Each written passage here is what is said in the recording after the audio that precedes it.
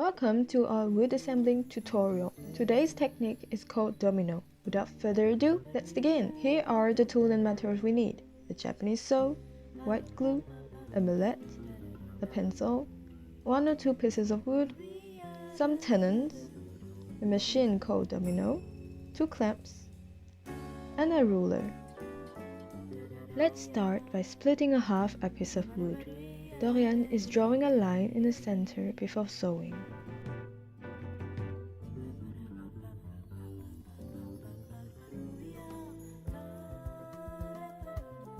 Here we go.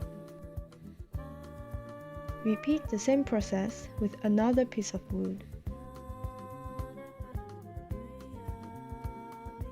The machine you see here is a bit intimidating, but if you're careful enough, you'll never hurt yourself.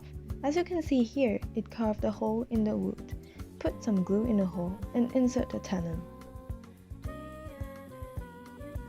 With the help of a mallet, sweat the tenon in the hole. Repeat the same process with the 2 remaining pieces of wood. Tighten the clamps on each side of the frame to let the pieces of wood stick together, and after a few hours, the assembled pieces will stay cut and steady.